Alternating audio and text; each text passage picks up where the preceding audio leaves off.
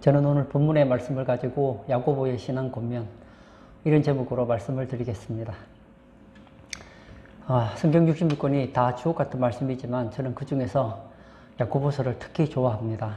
그 이유는 어떤 성경은 참 내용은 좋은데 제가 이해하기에는 참 어려운 부분들이 많은 책들이 있습니다. 근데 야고보서는 어려운 내용이 없어요. 마치 초등학생이 읽어도 다 이해될 수 있을 만큼 너무나 명확하고 구체적으로 설명하고 있습니다. 이 야고보서가 기록되어진 배경을 보면 네로 황제가 본격적으로 이스라엘 예수 믿는 사람들을 박해할 때의 사건을 배경을 가지고 있습니다.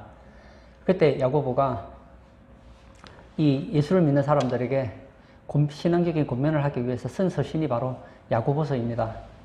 이 야고보서는 우리가 생각할 때는 참 좋은 내용이구나 이렇게 생각할 수 있겠지만 그 당시에 야고보가 생각할 때는 이 흩어져 있는 12지파에게 정말 하나도 빠뜨릴 수 없는 그런 주옥 같은 말씀이었습니다. 네로 황제가 박해를 하니 그들은 어찌할 바를 알지 못했습니다.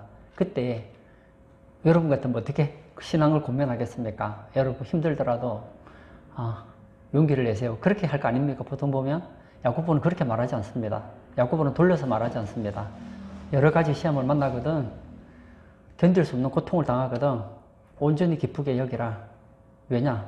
그것은 신앙의 열매가 맺히기 때문에 좋다는 거예요. 그리고 어려움을 당하는데 이유를 모르겠다. 그러면 기도하라.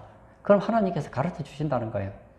그리고 처음엔 그러지 않았는데 이 시간이 지남에 따라서 교회 안에도 가진 자와 가지지 못한 자에 대한 이런 차별이 있었습니다. 그래서 야고보는 정말 참으로 믿는 사람이라고 한다면, 참믿어 믿는 사람이라고 한다면 사람을 차별하지 않는다. 예수님이 차별하지 않았던 것처럼 예수님을 믿는 사람들도 차별하지 않는다. 뭐 이런 주옥 같은 말씀이 많아요. 그 중에서 저는 오늘 본문 야고보서 4장 7절과 8절에 있는 말씀을 가지고 세 가지, 물론 야고보서에는 주옥 같은 말씀이 뭐 수십 개가 되지만 저는 그 중에서 세 가지를 살펴보려고 합니다. 첫 번째, 하나님께 복종하라 합니다. 7절 한번 볼까요? 그런즉 너희는 하나님께 복종할지어다. 야고보는 야고보서에서 여러 가지 권면을 하고 있지만, 신앙적인 권면을 하고 있지만 그 중에서 한 가지는 뭐냐? 하나님께 복종해야 된다. 이 얘기를 하고 있습니다. 이 복종하다는 단어를 보았더니 아래에 두다, 종속시키다, 주인으로 인정하다 이런 뜻이 있어요. 내가 누구 아래로 완전히 자기를 종속시키는 거예요. 그리고 그 상대방을 주인으로 완전히 인정하는 거예요. 그 대상이 누구죠? 바로 하나님입니다. 나를 하나님 앞에 완전 종으로 종속시키고 하나님을 주인으로 인정하는 것, 이것이 바로 복종하는 거라는 거예요. 우리가 보통 이 순종이라는 단어와 복종이라는 단어를 비슷하게 사용하고 있지만 약간 차이가 있죠. 이 순종은 약간 긍정적인 의미라고 한다면 이 복종은 약간 부정적인 의미를 가지고 있습니다. 무슨 얘기냐? 순종이라는 것은 내가 이해를 해봤어요. 논리적으로 따져볼 때 맞아요. 그래서 순종한다고 한다면 복종은 그런 개념이 아닙니다. 내가 생각할 때 도무지 아닌 것 같아요. 이건 아니에요. 이건 아니에요. 내가 아무리 신앙적으로 생각해도 말이 안 맞는 것 같기도 한데도 뭐라고요? 복종하라는 거예요. 야고보는 흩어져 있는 12지파 예수 믿는 사람들에게 무슨 얘기를 하고 있습니까? 하나님 말씀에 대해서는 이해되든 이해되지 않든 복종해야 된다. 그것이 참 신앙이다. 그렇게 이야기를 하고 있다는 거예요. 예수님께 인정받았던 사람들의 공통된 특징이 있죠. 그들이 이해되든 이해되지 않든 굉장히 복종을 잘했던 사람입니다. 예수님의 말씀에 대해서는 뭐 더 이상 토를 달지 않았어요. 오히려 예수님께서 기이하게 여길 정도로 예수님에 대한 능력을 더 신뢰했던 것을 보게 됩니다. 하루는 한 백부장이 그의 하인이 중풍병이 들려서 예수님이 고쳐주기를 원하고 있었습니다. 그때 예수님께서 내가 가서 고쳐주리라 하고 가고 있던 중이었어요. 근데 백부장이 그 얘기를 듣고 못 오게 합니다. 아니, 선생님은 저희 집에 오실 수가 없습니다. 뭐 어찌할 바를 알지 못하는 거예요. 그리고 이런 얘기를 하죠. 제게 백부장이니까 100명의 부하가 있는 사람 장군 아닙니까? 내게 100명의 부하들이 있는데 그들에게 가라 하면 가고 오라 하면 옵니다. 주께서 나으라 하면 나을 줄 믿습니다. 깜짝 놀라는 거예요. 예수님이 깜짝 놀라는 거예요. 예수님 말씀이면 다 된다는 거예요. 예수님이 직접 와서 안수까지 안 하셔도 된다는 거예요. 이런 절대적 신앙을 가지고 있었다는 거예요. 예수님께서 너무 놀라셔서 이스라엘 민족 중에서 이만한 믿음을 보지 못했다 했어요. 맞습니다. 예수님을 감동시키는 믿음은 어떤 믿음이냐? 이런 믿음이 되어야 된다는 거예요. 내 생각과 완전히 달라도 주님에 대해서 절대적 신앙을 가지는 것, 이것이 필요하다는 거예요. 예수님도 마찬가지였습니다. 예수님의 삶은 순종의 삶이었고 복종의 삶이었습니다. 예수님의 삶의 대부분은 순종이었지만 겟세마네 동산에서 예수님의 삶은 오늘 성경에서 말하는 하나님께 복종하라는 말의 핵심적인 내용을 보여주고 있습니다. 겟세마네 동산에서 예수님은 자신이 십자가에서 죽어야 된다는 거 알고 있었습니다. 그러나 십자가에서 죽는 것이 너무 힘들었습니다. 그래서 이렇게 기도하죠. 할 수 있거든 이 잔을 내게서 옮겨가게 해달라고 기도합니다. 그러나 뭐라고 하죠? 내 뜻대로 마옵시고 아버지의 뜻대로 되기를 원합니다. 이건 복종이에요. 난 안 죽고 싶은 거예요. 근데 아버지는 죽으라는 거예요. 그러면 복종하는 거예요. 연력학 제2법칙에 보면 연력학 제2법칙을 다른 말로 엔트로피의 법칙이라고 합니다. 무슨 얘기냐? 이 세상에 있는 물질 세계에 보면 물질 세계가 점점 무질서가 증가해서 죽음이 찾아오고 그리고 물질들에서 에너지가 빠져나간다는 것이죠. 사람이 왜 죽느냐? 엔트로피가 증가해서 그렇다는 거예요. 그래서 몸에 사람의 삶이 무질서해질수록 이게 몸에 엔도르피가 점점 증가해서 결국은 그 사람이 결국은 죽게 된다는 거예요. 그리고 생물도 마찬가지고 물질 같은 경우도 예를 들어서 뭐 나무가 있다. 이 나무도 가만히 놔두면 어떻게 됩니까? 시간이 지나면 결국은 부식이 되어서 다 가루가 되어버리잖아요. 이것은 대체 무엇을 가르쳐 줄까요? 우리에게. 이 엔도르피의 법칙이 가르쳐주는 아주 좋은 원리가 하나 있습니다. 그게 뭐냐? 이 엔도르피의 법칙은 무질서가 증가하면 죽는다는 거예요. 무질서가 증가하면 환경이 피폐해진다는 거예요.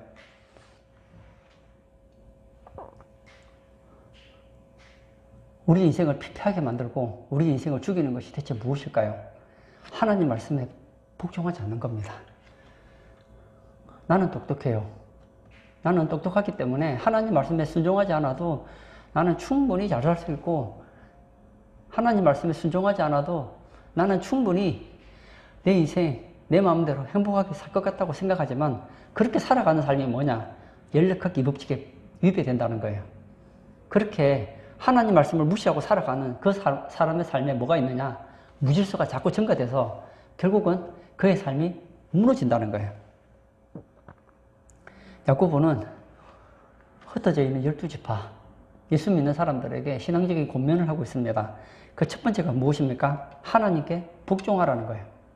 맞습니다.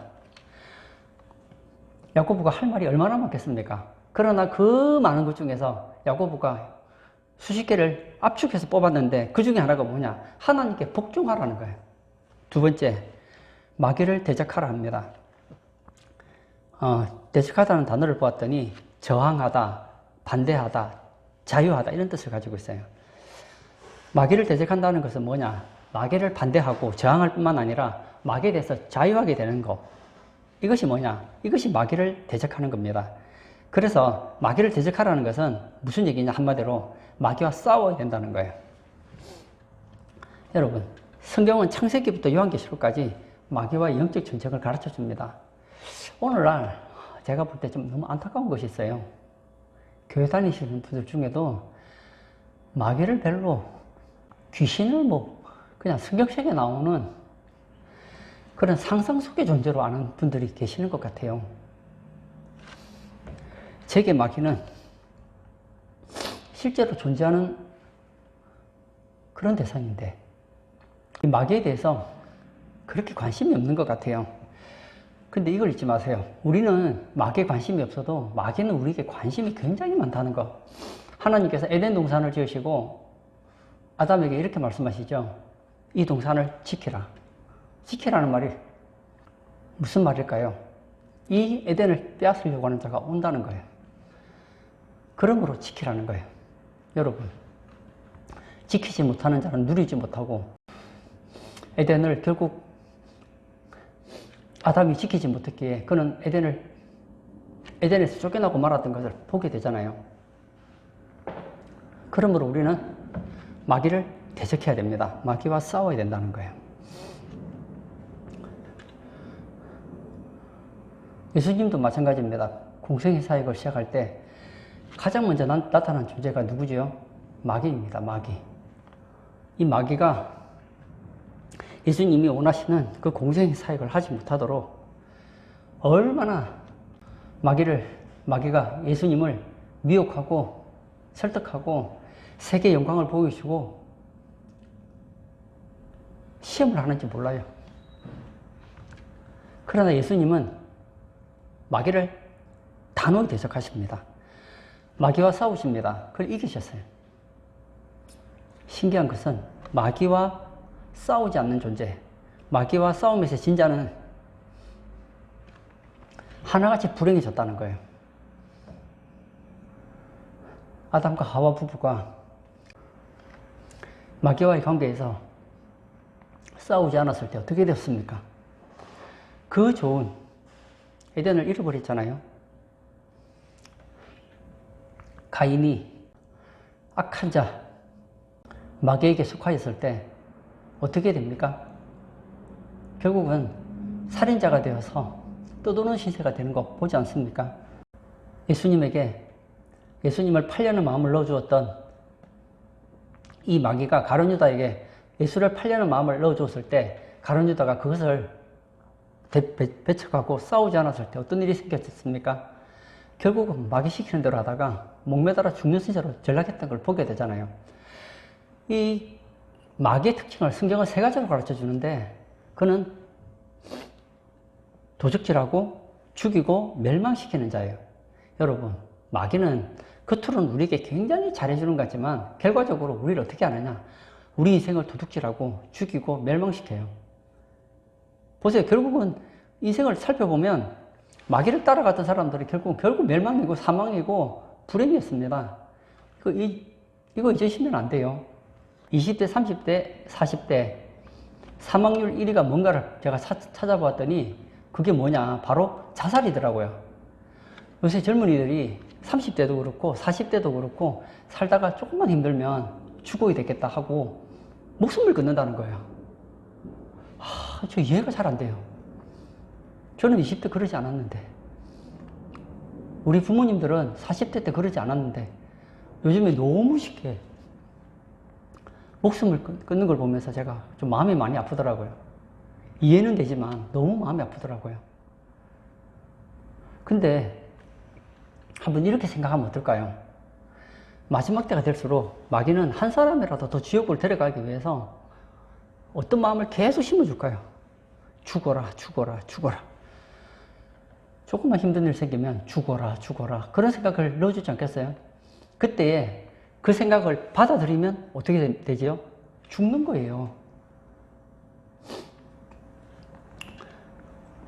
목사님들이라고 해서 항상 성령 충만하고 항상 행복하고 그런 거 아닙니다. 목사님들 중에도요, 힘든 분들 많아요. 그분들 중에도 너무 힘들면 나도 죽고 싶다, 자살하고 싶다 생각이 들 때가 있을 거라고요. 그런데 그분들과 차이가 뭐냐? 그분들은 그런 생각이 들면 마귀를 대적한다고요. 마귀는 우리에게 자꾸 나쁜 생각을 심어줘요. 하나님 말씀과 반대되는 생각을 심어준다고요. 여러분이 생각하는 생각이 다 여러분 생각이 아닙니다.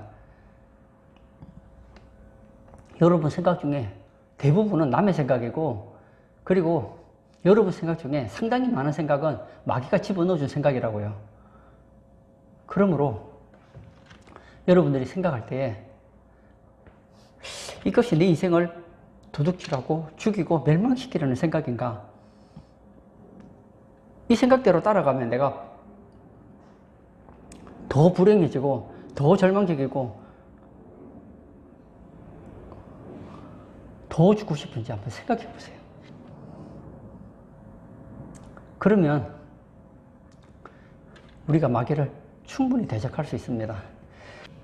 요한계시록에도 보면 마지막 때가 되면 이 마귀가 두 짐승, 즉 그리스도와 거짓 선지자를 통해서 전 세계를 미혹합니다. 미혹하는 목적이 뭘까요? 예수님 못 믿게 하는 거예요. 한마디로 말하면 예수님 안 믿고 저 그리스도를 믿게 하는 거예요. 왜냐? 그렇게 믿어야지 그의 인생이 결국은 도둑질 당하고 죽이고 멸망당하는 거니까. 예수 안 믿으면 지옥 가니까. 이거 정말 잊으시면 안 돼요. 저는 어떤 내용을 듣더라도 그 영상을 읽고 나서 이제 앞으로 내가 하나님 말씀대로 살고 싶지 않구나 그 생각 들면 이건 엉터리다. 아무리 썼던 얘기 좋아도 필요 없어요. 성경과 다른 건 잘못된 거라니까요. 저는 세계적인 석학들이 쓴 글들을 예전에 제가 여러 권 읽은 것이 있습니다. 읽어보면 썼던 얘기 굉장히 좋아요. 맞구나 이런 생각을 내가 99.9% 가졌어요. 그런 생각을 가지고 있다가 성경을 봤는데 성경은 반대로 말하는 거예요. 그럼 두 개 중에 하나는 틀린 거 아닙니까? 누가 틀린 거죠? 그 사람이 틀린 거라고요. 그 사람은 논리적으로 그럴듯하게 썼지만 하나님 말씀은 그럴듯한 게 아니라 사실이라고요. 마귀는 하나님 말씀을 자꾸만 왜곡해요.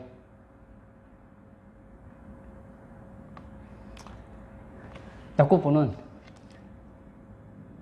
흩어져 있는 예수 믿는 사람들에게 신앙을 권면합니다. 어떤 신앙을 권면합니까? 어떤 어려움이더라도 하나님께 복종해야 된다. 그리고 마귀를 대적하여 싸워야 된다. 얘기하고 있습니다. 세 번째, 하나님을 가까이 하라고 합니다. 8절도 볼까요? 하나님을 가까이 하라. 그리하면 너희를 가까이 하시리라.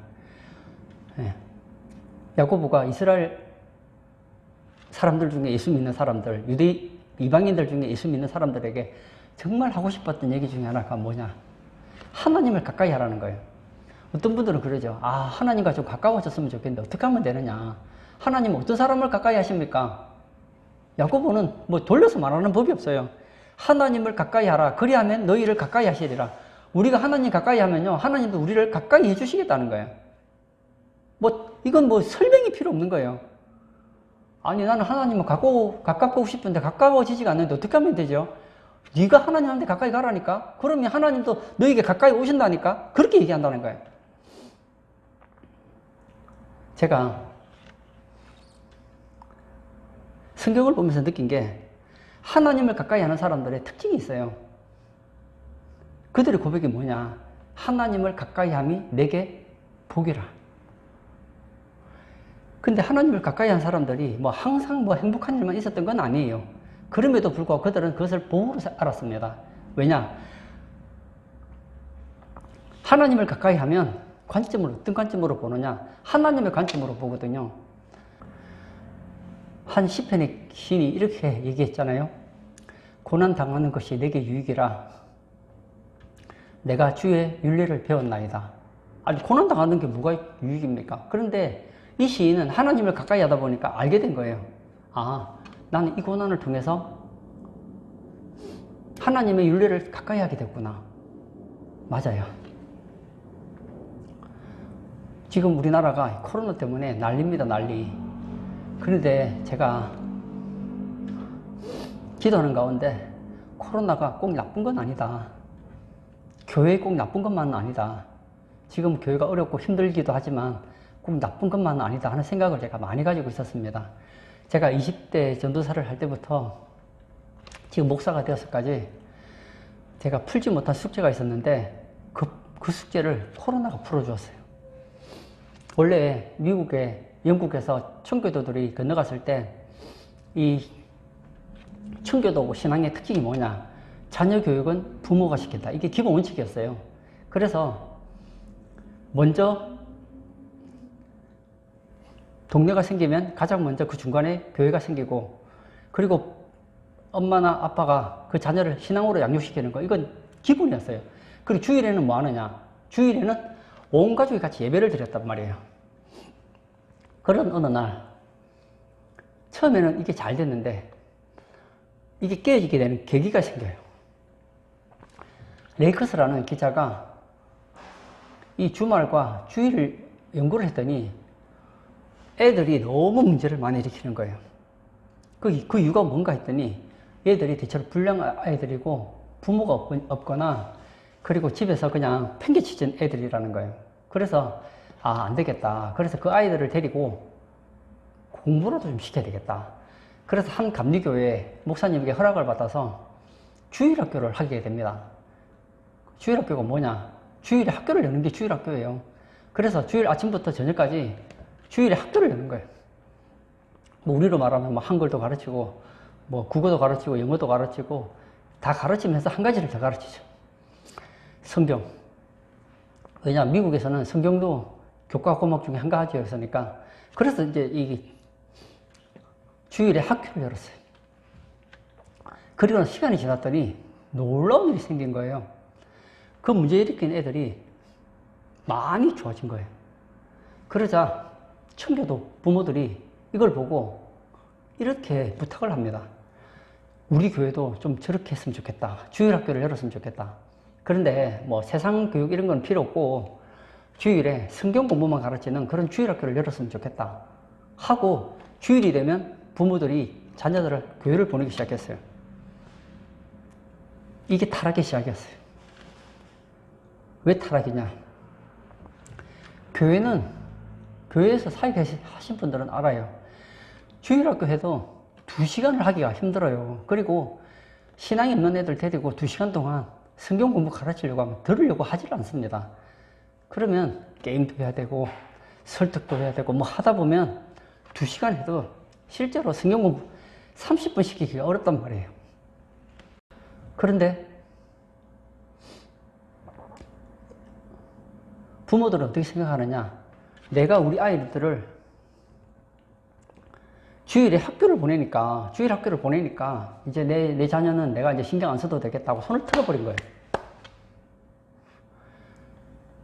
그런데 어떤 한 어머니가 충격을 받은 거예요. 그 아이가 학교에서 성경 퀴즈를 통과를 못해서 과락을 한 거예요. 이해가 안 된 거예요. 아니 내가 주일학교를 애를 이렇게 한 번도 안 보내고 주일마다 교회를 보냈는데 우리 애가 어떻게 해서 과락을 받았는가 하고 알아봤더니 그 교회에 청교도 자녀들이 전부 교회 오니까 선생님은 적고 애들은 많으니까 제대로 교육이 안 된다는 걸 알았어요. 그래서 나온 대안이 뭐냐? 이제는 이렇게 해서는 안 된다. 주일 학교로는 안 된다. 그래서 겨울 성경학교랑 여름 성경학교를 다시 하기 시작했어요. 겨울 성경학교가 뭐냐? 겨울 방학 되면 겨울 방학 끝날 때까지 겨울에 성경학교를 여는 거예요. 여름이 되면 여름 방학 시작하면 여름 방학 끝날 때까지 성경학교를 하는 거예요. 그렇게 했더니 애들이 몰라보게 변화된 거예요. 그리고 나서 애들이 신앙이 달라지고 너무너무 좋아졌어요. 근데 시간이 지나니까 부모들이 생각이 또 바뀌는 거예요. 야, 이제 우리 애 공부해야 되는데 여름 방학 시작하면은 아침부터 저녁까지 성경학교 보내니 애들이 공부할 시간이 없는 거예요. 성경은 많이 알게 됐는데 이래가지고서요 우리 애가 뭐 이거 명문대학 가겠나 그 생각이 들어가지고 자꾸 교회 또 푸시를 한 거예요. 시간이 너무 길다. 좀 줄여라. 그래서 아침부터 저녁까지 수십 일을 하던 그 성경학교가 줄어서 한 1박 2일, 2박 3일을 또 줄어버린 거예요. 그래서 다 망해버린 거예요, 지금. 우리나라도 마찬가지 아닙니까? 제가 주일학교 사역을 하면서 저는 성경을 알기 때문에 저는 내가 부모가 아니다. 나는 늘 그 마음을 가지고 있었어요. 자녀 교육의 책임은 부모다. 나는 그냥 주일에 하루 걔들이 교회 나오면 신앙으로 약간 도와주는 정도다. 이렇게 생각하고 있는데 부모님은 생각이 나랑 완전히 다른 거예요.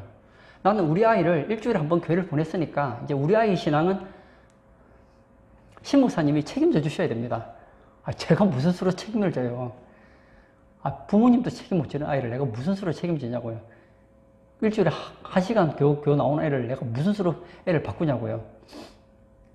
그리고 내가 애들 훈련시킨다고 제자훈련 같은 거 해보면요.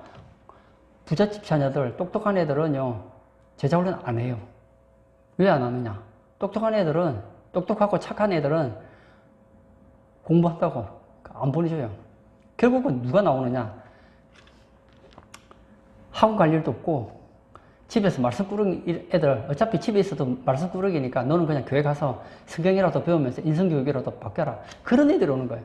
그 내가 애들을 가르쳐 보면은, 주일에 애들 가르쳐 보면은, 아, 쟤 저런 애들 좀 가르치면 인물 되겠다 싶은 애들은 성경 공부하는데 안 나와요, 안 나와. 누가 나오느냐? 아, 쟤는 진짜 힘든 애들이다 생각된 애들만 나오는 거예요. 그런 부모님들만 또 보내고. 그런데 내가 너무 감사한 것 중에 하나가, 이번 코로나가 이걸 완전히 바꿔버렸어요. 코로나 오고 나니까 어떤 일이 생겼죠? 부모들이 애들 코로나 걸린다고 교회를 안 보내요. 지금까지는 우리 애를 일주일에 한번 교회 보내는 것으로 부모는 자기 책임을 다했다고 믿고 있었어요. 늘 그러더라고요. 근데 이제는 애들을 교회를 안 보내니까 그 책임을 누가 지게 되었습니까? 부모가 지게 된 거예요. 이제는 교회 탓을 할 수 없게 된 거예요. 이건 너무너무 잘 된 거예요. 그리고 이 코로나 때문에 좋아진 것이 여러 가지가 있지만 저는 말하지 않겠습니다. 코로나는 분명히 힘든 것이고 고통스러운 것이고 괴로운 거예요. 하지만 우리가 신앙의 눈으로 조금만 살펴보면 꼭 나쁜 것만 있는 건 아니라는 걸 제가 얘기하고 싶은 거예요. 여러분, 우리 인생을 살아가다 보면 항상 좋은 일만 있는 건 아니거든요. 그러나 한번 생각해 보세요. 야고보 감독이 말했던 것처럼 여러 가지 어려움 만나면 좀 기쁘게 한번 받아들여 보세요. 지금 당장은 이해가 안 돼도 한번 믿음으로 한번 취해 보세요. 그리고 하나님과 한번 가까이 가셔서 하나님의 눈으로 그 문제를 한번 보셔요. 보시다 보면, 아, 이것이 복이구나. 요셉이 처음에 형들에게 팔려서 보디발 장군집에서 총무가 되었을 때 힘들었지만 그래도 괜찮아요. 그러다가 또 누명을 써서 어디 갑니까? 감옥에 들어가잖아요. 이건 완전히 하늘과 땅 차이예요. 왜 하늘과 땅 차이냐? 그 당시에, 요즘은 다른데요. 그 당시에 감옥에 들어가면은 그 볼링공 같은 거 있잖아요. 시커먼 거. 그런 것을 발에 쇠 달고 그렇게 걸어 다녀야 된단 말이에요. 그러면 어떻게 되죠? 발목과 손목이 다 나가는 거예요. 다 나가는 거예요. 요셉이 그렇게 몇 년을 살았다고요. 얼마나 아팠겠습니까? 얼마나 힘들었겠어요? 발목과 손목에 그런 걸 차고 걸어 다니려고 해보세요. 걸어 다니는 것 자체가 고통 자체거든요. 손목과 발목에 피가 안 나는 적이 없고, 안 아픈 적이 없고, 마음이 상하지 않은 적이 없단 말이에요. 그래서 요셉이 시편에서 뭐라고 고백했느냐? 요셉이 마음이 상했다고 그랬어요. 요셉이 감옥에 들어가서 마음이 너무 많이 상했어요. 그러나 요셉은 어떤 사람이었습니까? 하나님과 가까이 하는 사람. 시간이 지났을 때 요셉은 하나님의 눈으로 그 문제를 보게 됩니다. 아, 하나님께서는 나를 통해서 이스라엘이라는 민족을 세우기를 원하셨구나. 나를 통해서 흉년을 이겨내서 수많은 사람들을 살리기를 원하시는구나를 알게 됐다는 거예요. 결론을 짓고자 합니다. 야고보는 흩어져 있는 예수 믿는 성도들에게 신앙적인 권면을 합니다. 네로 형제 때문에 박해를 당하지요. 교회 안에도 내분이 있죠. 또 신앙인 간에도 서로 갈등이 있고, 기도해도 응답이 없는 것 같기도 하고, 그리고 예수님은 다시 오신다는데 오실 것 같지도 않고, 이런 모든 문제에 대해서 야고보는 5장이라는 짧은 서신을 통해서 설명을 합니다. 그러나 저는 그 중에서 3가지를 나누었습니다. 하나님께 복종하라. 마귀를 대적하라. 하나님을 가까이 하라. 그리하여서 야고보의 신앙 권면대로 하셔서 정말 우리의 신앙이 한층 더 업그레이드 되는 복된 성도님 되시길 주의 이름으로 축복합니다. 아멘. 예, 이 시간 한번 같이 기도하기를 원합니다. 예수 믿는 사람 치고 어려움 당하는 거 좋아하는 사람 누가 있을까요? 예수 믿는 사람이라고 해서 힘든 일 좋아하는 사람 누가 있을까요? 하지만 우리가 원하든 원치 않든 우리는 어려움도 당해야 되고 고난도 당합니다. 그러나 똑같은 문제라도 어떻게 대처하느냐에 따라서 결과는 하늘과 땅입니다. 오늘 예배 참석하신 사랑하는 성도님, 문제 앞에서 낙심할 것이 아니라 문제를 디딤돌 삼아서 더욱더 하나님께 복종하고 마귀를 대적하고 하나님과 가까워지는 우리 성도 되게 해달라고 우리 다 같이 기도하도록 하겠습니다.